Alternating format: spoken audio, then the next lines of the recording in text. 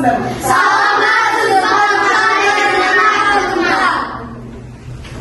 Саламатсыздар ма оқушылар бізде бүгін жаңа сабақты бастамас бұрын оқушылар біз өзімізге жақсы көңіл күй сыйлап алайық, иә? Ең бірінші біреуге құрмет жасау үшін ең бірінші адам өзіне құрмет жасау керек. Сондықтан бірінші досымызға жақсы тілекпен, құрметпен сабағымызды бастайық, иә? Асия, Миланаға не дейсің бүгінгі сабақта? Жақсы? Жақсы қыз. Жақсы қыз. Милана, Исмираға не тілейсің бүгінгі сабақта? Мейірімді болсын. Мейірімді болу, иә? Исмира, Ильясқа не тілейсің бүгінгі сабақта? Ақылды болсын, жаман болмасын, иә? Жақсы. Ильяс, Өзжанға не тілейсің? Сабақты? Жақсы болады. Жақсы оқысын, иә? Өзжан, Мұсаға не тілейсің? Мейірімді болсын. Мейірімді болуды тілейді екен. Мұса, Шахмұратқа не тілейсің? Мейірімді болсын. Мейірімді болсын дейді. Шахмұрат, Эльзараға не тілейсің? Ақылды оқушы. Ақылды оқушы болсын дейді. Эльзара, Айсұлтанға? Айсұлтан 5-ке сабақ оқысын дейді. Айсұлтан, Самираға не тілейсің? Самира Тапсырмаларды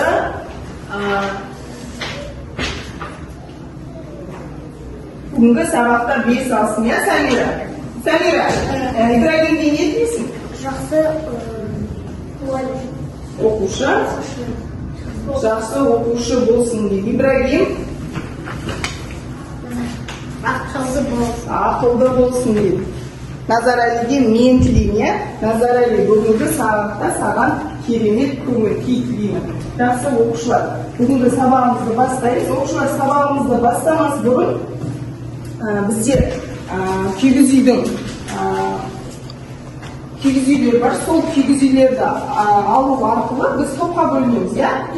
Шуламай, бір-бірінде бірінші қатарда топтар келсін, иә? Келіңдер.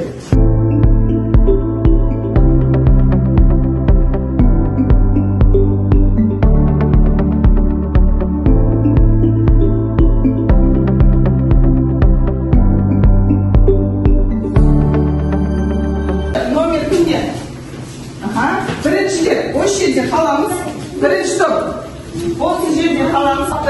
Топқа бөліндік. Енді бізде топқа бөлінгеннен кейін топтың аты болу керек, иә? Топтың атын шығару үшін сендерге пазл түрінде суреттер беремін. Сол пазлды құрастыру арқылы топтың атын шығарамыз, иә? Кәні, ортаға кітаптерді алыңдар да, ортаға пазлды құрастырамыз. Кәні, пазлды құрастырамыз. Әдемі құрастырамыз. Құрастырамыз. Подожди ты. Таласпаймыз.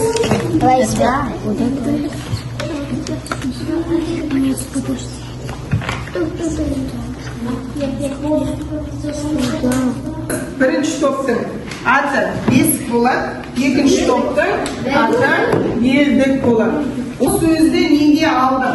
Бүгінгі сабақ, Самира, бүгінгі сабақтың тақырыбына байланысты тақтаға қараймыз. Бізде үшінші бөлім мәдени мұра және бүгінгі тақырып бізде нағыз өнер, қол өнер тақырыбы. Кітаптен ашамыз тақырыпты. Бүгінгі сабақта сендерге домбыра түрінде бағалау түрін беремін. Қолдарында жазатын бар. Домбыраның ішіне аты жөндерін жазасыңдар және бүгінгі сабаққа байланысты әр тапсырманы осы шегімен бағалап отырасыңдар. Түсінікті ғой?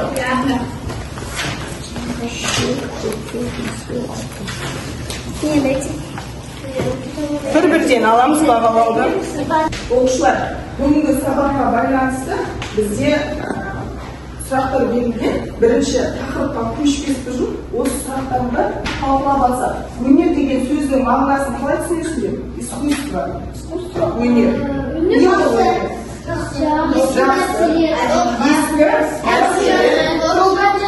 Қолдан жасалған нәрселер. Жақсы, қолдан жасалған ол қоржын болады. Жақсы, иә? Қолдан да құмыра жасайды. Ал би өнерге жатады? Неге жатады? Би өнерге жасады. Сурет салу ше? Қолдан бір нәрсе жасау, қол өнер. Өнер жеті адамды, өнері жетік адамды қалай атайды? Шебер деп атайды. Шекарашы деген ол Абылай ғой. Шебер деп атады.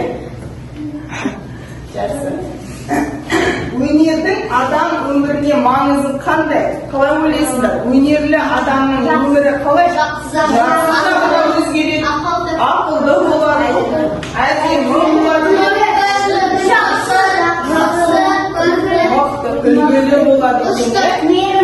Мейірімді болады деп сурет салған адам ақылды болады. Өнерлі адамның өзіне жетерлік қасиеті көп болады. Жақсы, жарайсыңдар. Бүгін жаңа сөздер, жаңа сөздік дәптерді ашамыз. Сөздік дәптерді ашамыз да жаңа сөздер жазамыз. Құмыра, қайталаймыз. Кувшин, қоржын, корзина, былғары, саз, глина, және темір, ол железо. Жазамыз. Жазып болдық па жаңа сөздерді?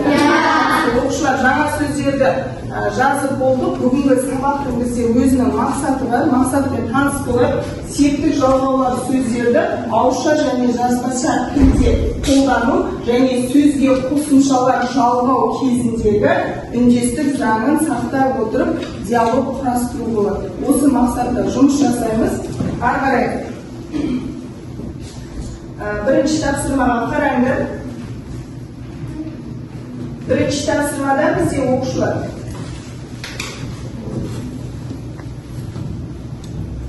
бірінші тапсырмада бізде суреттер берілген. Оқушылар суреттерге қараңдаршы. Суреттегі заттардың неден жасалғанын айтамыз. Кәні бірінші сурет.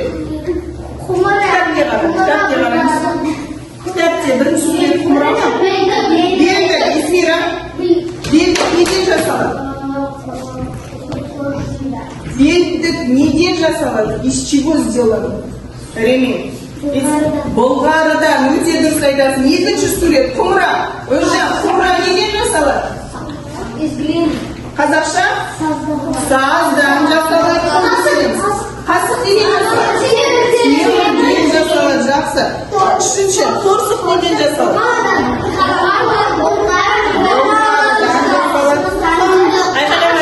Сандық. Ағаштан жасалады. Болгарыдан жасалады. Ағаштан. Бесінші жасалады. Және бізде қамшы бар. Қамшы ағаштан, ал ұстайтын жағы болғары. Болғары дегеніміз не? Кожа. Ағаш темір. Жақсы. Оқушылар, бірінші тапсырма бізде ауызша жұмыс болды. Және келесі тапсырмаға көшейік. Екінші тапсырмада оқушылар осы жасалған, айтылған заттар неден жасалғанын біз септіктермен жазып көрсетеміз. Сендерге сұрақ берілген, сол сұрақтарды табу арқылы, мысалы, қоржын неден жасалған? Болғарыдан жұптық жұмыс болады. Әр жұпқа бір тапсырма берем. Сол жасалған затты жеті септікке талдап жазамыз. Айсұлтан мен Өзжанға, Ильяс пен Исмира, Самира мен Назарали, Шахмурат, Эльзара екеуің, жұптық жұмыс Асия мен Милана және кім? Жақсы, оқушылар аяқтап қалды ба? Жақсы. Қай жұп айтады? Өзжан айтасың ба? Қоржын неден жасалған? Бұлғарыдан қай септікте тұр? Шығыс. Шығыс септікте. Жақсы. Келесі, тымақ неден жасалады? Бұлғарыдан жасалады. Исмира дұрыс. Бұлғарыдан деген қай септікте тұр? Шығыс септігінде. Жақсы. Үшінші сұрақ. Кітап неден жасалады? Ағаштан қай септікте тұр? Шығыс септігінде. Үйше. Ағаштан қай септікте тұр? Шығыс септігінде тұр, иә? Жақсы, жарайсыңдар. Оқушылар, бұл бізде жұптық жұмыс. Үшінші тапсырма бізде топтық жұмыс болады. Кітапты ашамыз. Кітапте бізде диалог берілді. Сол диалогты үндестік заңын сақтай отырып, диалогты оқып шығамыз. Оқушылар, уақыт аяқталып қалды. Қай топ дайын? Бесік тобы дайын екен. Бесік тобы бірінші шықсын, иә? Шырақ ойын. Бөліп алдыңдар ма? Жақсы. Адамlar dumazı neden жасадыңыз? Bu dumla bu gazı жасадым. Neden daha ne жасадыңыз? Bilgi сектордың жасады билеті жазылады. Ата өтежебе екенісі маған белдік жасадыңыз. Атан шебер ой үйде ағаштан жасалған біраз дүниелері бар міне қара. Керемет, кесе табақ, қасық, ожау ағаштан жасалады. Ата ең алғаш ағаштан не есінде едіңіз? Ең бірінші тамашы сәбірді жасадым қойдым. Кейін бесік жасадым. Бесік жасадым. Да, өзіңіз жасадыңыз ба? Жоқ, Ұстазым. Адымым ол оның сұлтаным өней тамағы шебер болады. Жақсы, ұстазымнан сыйға алдым дейді. Жақсы, отыра қойыңдар. Оқушылар, бізде соңғы тапсырмамыз, төртінші тапсырма. Осы диалогтан бүгінгі өткен септіктерге байланысты септіктерді тауып жазып шығамыз. Қай септік бар ішінде? Дискриптор бойынша жұмыс жасаймыз. Дәптерге жазылады. Дәптерді ашамыз да бүгінгі күнді жазамыз. Қарашаның 22-сі сынып жұмысы. Үшінші тапсырма деп, мына диалогтың ішінен, кітапте бар, я диалог, ішінен тек септікті, шығыс септігі тауып жазып шығамыз. 3 минут уақыт берем. Оқушылар, тапсырма аяқталды ма? Уақыт болды. Жақсы. Кім оқиды? Бесік тобы, Бұлғар тобы. Нұржан? Бұлғардан, ағаштан, сағынан.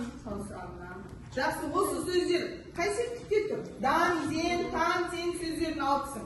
Шығыс септігінде тұрған сөздер екен, иә? Жақсы, бесік тобынан бір оқушы. Мұса. Бұлғарыдан терген ағаштан. Ағаштан, бұлғарыдан, дан, ден, тан, тен жалғаулармен қандай септікте тұр? Шығыс септігінде өте дұрыс айтып отыра ғой. Оқушылар, жеке жұмыс болғандықтан, дәптерге жазылғандықтан, әркім өзінің домбырасына бағасын жазып қойсын. Қанша сөз таптыңдар? Дискриптор бойынша алдарыңда дискриптор бар, сол дискрипторге қараңдар да, өздеріңді бағалап қойыңдар. Бесік тобы, Бұлғары тобын бағалап, кім бағалайды? Жақсы, дискрипторге қарай отырып, Үндестік заңын сақтады. Диалогтан рөлге бөліп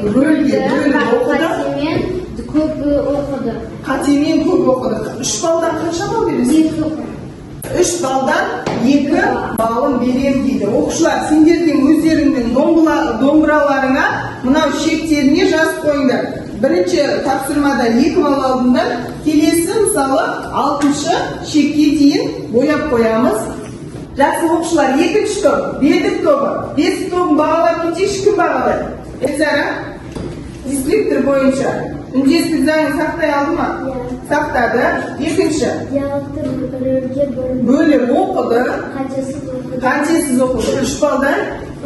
3 балл беремін дейді оқушылар. Домбыра бағалауына өздерінің бағаларыңды бояп жазып қойыңдар, иә?